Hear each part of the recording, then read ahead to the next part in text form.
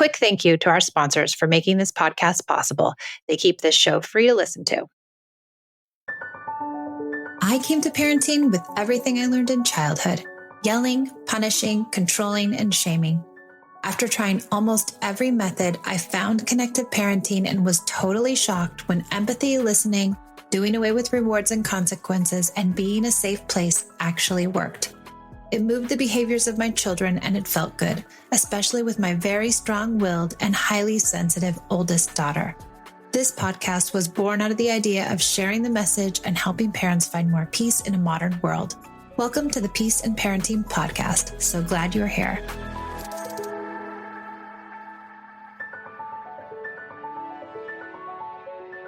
Welcome back to the Peace in Parenting podcast. I'm Michelle, and I am so lucky to have a guest today. I love having guests. We have the lovely Eloise, who is one of our private clients, and her coach is Martha, and we are going to talk about her experience in Peace in Parenting. So, hey, Eloise, you want to introduce yourself? Hi. Yeah, my name's Eloise. I live on the Gold Coast in Australia, and I have 3 kids. My son is almost 5, and my daughter is almost 3, and my baby is another boy, and he is 10 months old. Oh my goodness, you're busy over there. Very busy, yes. Yeah. Yeah. So tell us, what was life like in your family before you started this work? And, maybe why did you seek coaching? The last year was massive. So I had a baby, which is obviously huge, and just going from 2 to 3, it's not just adding another child, it compounds each time, I think. Yeah, I think so too, because they outnumber you. And now it's like, there's so many extra relationships, them with each other, you with each of them. And so then it's like, that's a lot of relationships to manage. Yeah, so many. There's so many. Yeah. And we lost my husband's father last year. It was quite traumatic palliative care at home at the end. And yeah, so it was really hard. Yeah. And around the same time, I realized that my oldest son could see that he had some traits of autism and ADHD. So we started the process of assessing him, which we're almost finished, but it's very long and emotional. And yeah, it's hard. Through that, I'm one of the parents that realized I'm also autistic and have ADHD because of my child's diagnosis. So that's obviously a big mental health thing as well. Yeah. So it was pretty wild at home with my son. He had so much anxiety about leaving the house. Even if he wanted to go, like we were going somewhere fun, he would hide when we needed to get dressed. He was struggling socially at daycare, and then lots of conflict between him and his sister as well. My daughter, she's my wild card. She is spirited is the beautiful way of saying it. I love it. She's just like me. A lot of screeching and a lot of aggression towards the older brother, like mischief, inverted commas, just constantly. If she's quiet for a minute, she has got the nappy cream, like the baby cream, just all over something. And then being a bit rough with the baby, like she loves him, but just that aggressive cuddling, Yeah, my Esme was like that, just hugging a bit too hard and squeezing a little bit too much. And you're like, hold on, like that doesn't look loving to me. I know, please. Yeah.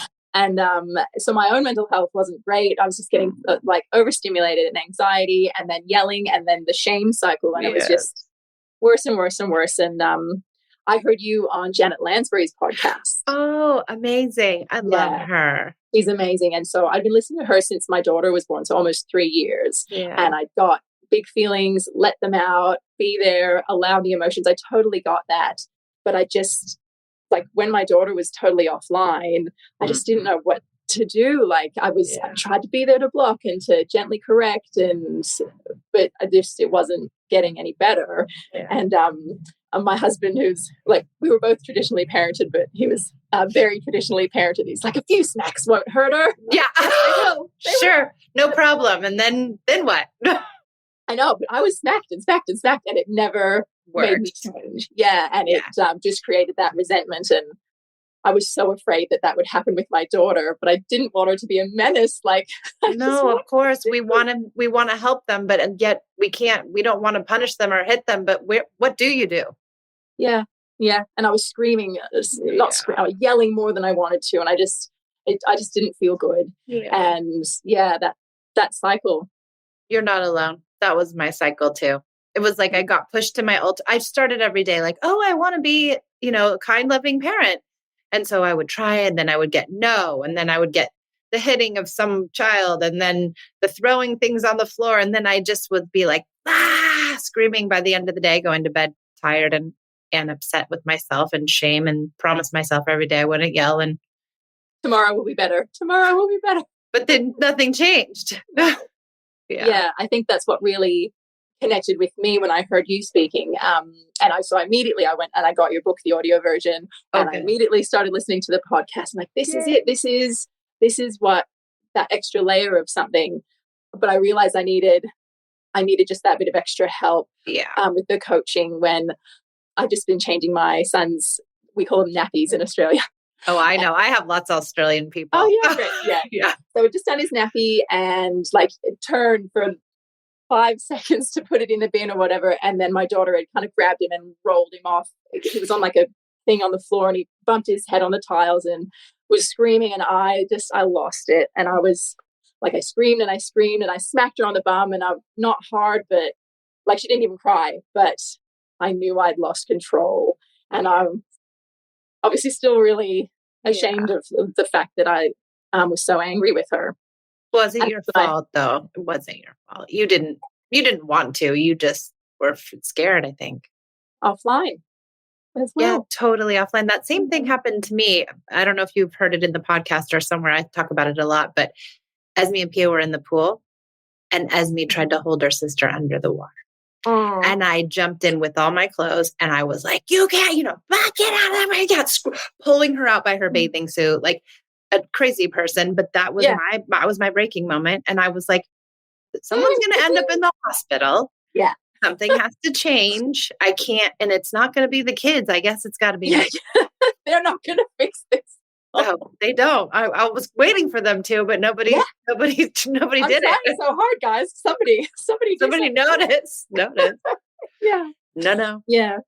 So I said to my husband, like, this is my Christmas present to me and to us, and we're doing this, and you're doing this with me. So yeah, that's when you started. Started with Martha. Yeah. Yeah. And so what have you learned? What do you notice? What's been better? What's helped in your coaching? I think the biggest thing that like it was a total aha moment, like the coming with play in those sticky moments, like that's such a great idea, but it was so hard. And I think you put on school the 7-day play challenge. I'm like, right, I'm doing this, even though instinctually it's really had to break that habit, and it worked. Oh my gosh. Pretending to slip on a banana peel when my kids were punching each other, they just lost it. And they started doing it themselves. And that's so cute. That sitting duck game that you have. Yeah. So I printed off the list of games and I put them on the fridge, and my daughter's obsessed with the duck. I now have like this persona that is the duckling, and it's like a combination of Donald Duck and Mr. Bean. And I'm just like this idiot duck, and we chase things, and that most of her special time is her pushing this duck off the bed onto the pillows on the floor. Just so good. Laughing, like genuinely laughing with my kids. And I can't remember doing it like since before I was pregnant with the youngest. Like it's been such a long time that I've had that energy. Not that I have more energy, but like that space in my heart to be joyful with them. Yeah, that's so good. I love how you talk about the play, because it actually, what I think for me too, it changes my mind about what's happening, right? Okay, this is happening. And normally you're like, you have to stop hitting your brother. And if you can go to play, it almost just softens you. And when you're softer, everything goes better. It's really weird. I think it's so counterintuitive is what it really is. I know. It's like the brain is so like from our own parenting so wired to like, no, you can't reward them for being bad. Yeah. But it's not a reward. But yes, you can. It's like, yes, you can. Or is it a reward? Yeah. Should connection and playfulness be a reward? Or is that just how we should parent? Exactly. Oh, I think, that's something that you said. I'm like, oh my God, yes. It is. It's so true. But it changes families, the play piece. Yeah. It really does. We are going to take a short break from our show to hear from our sponsors. Without their sponsorship, I wouldn't be able to bring you the Peace and Parenting podcast free of charge. So I'll see you back in just a few minutes. This episode is sponsored by ByHeart. ByHeart features a patent protein blend that gets closest to breast milk.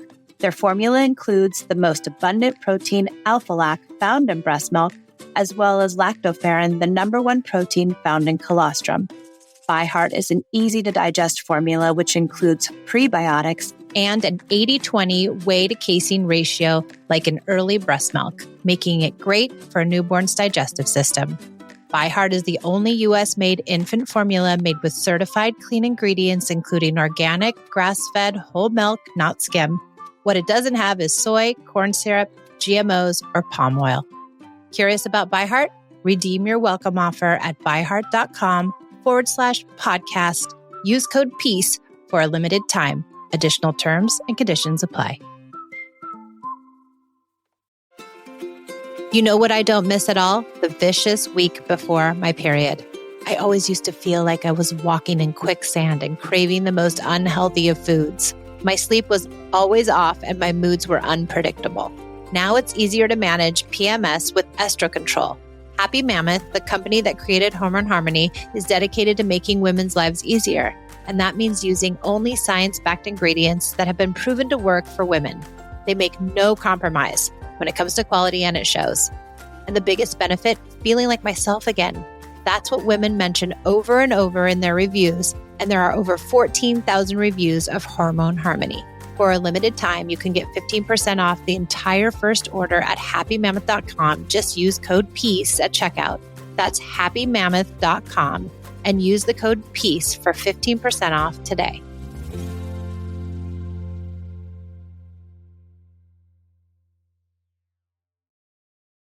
Thanks for supporting our sponsors. Now back to the show.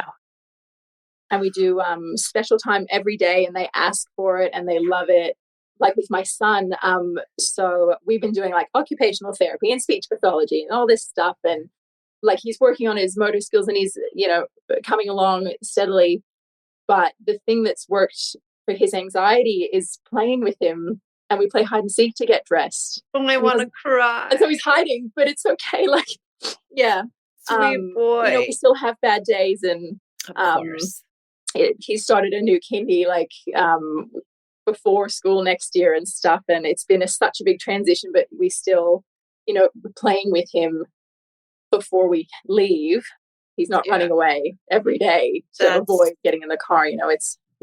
That's so great. And has he been officially diagnosed? Pretty much. We haven't got the report back that the psychologist said, oh, yes. That's what's so great, though. I think this is great that you're bringing this to light, because so many people will say, well, this stuff works for neurotypical kids, but not for the neurodiverse population. They need rewards. They need punishments. They need whatever, blah, blah, blah, behavioral management. And I constantly am telling people, actually, no, they don't. Yeah, that's why I wanted to kind of share my experiences, because I thought that kind of the same when I spoke to Martha at first. I'm like, look, I'm autistic. My son's autistic. We all have ADHD in this house. Like, do we need to do this a little bit differently? She's like, no, just do the connection. Just do it.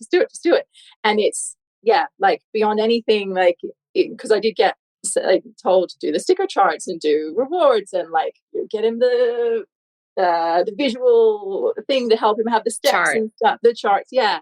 And none of it made any difference to how he felt about getting dressed or leaving the house or anything. But as soon as I started playing with him, it was filling his cup, and he was, like you always say, able to think better.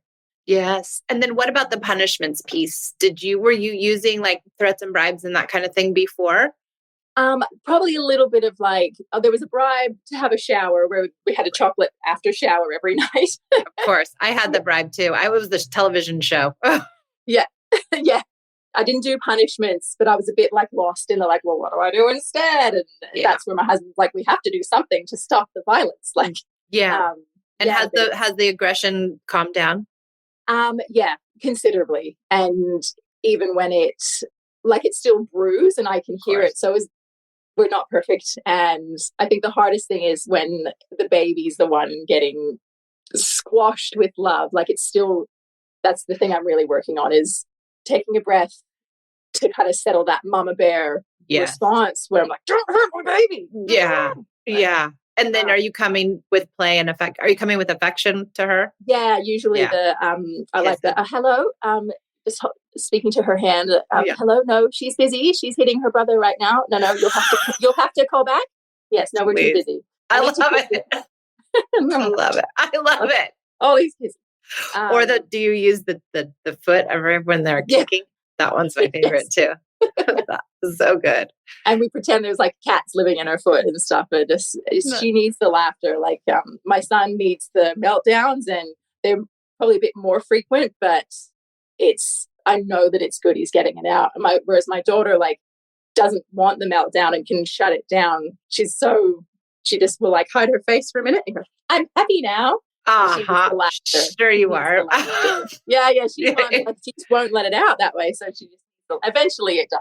That's good. And it's so good that you now know that, and you can read your kids and that they're different, but you still use the tools with each of them. Yeah. And again, like that was, talking to Martha, like I said to her, she just won't have a meltdown. She had to, and now she stopped. Like, how do I make her have a meltdown? Yeah. So maybe for her, she just prefers to get it out through laughter. So just having someone to sound things off and, give that feedback. And the other day I saw them playing together. The two olders or the two younger ones? The two older ones. They were like cooperating in the dollhouse. I'm going to build the bathroom, Ari. You do this. So cute. How long have you been doing this work with Martha? We started just before Christmas, maybe 2 weeks before Christmas. Okay, so 2 months. Yeah. So that's not that long. No, we're still right at the beginning. Like there's a lot of work to keep doing, but I can see and I feel it. It's the feeling in myself is the biggest difference. Yeah. What do you feel? What's different that you feel?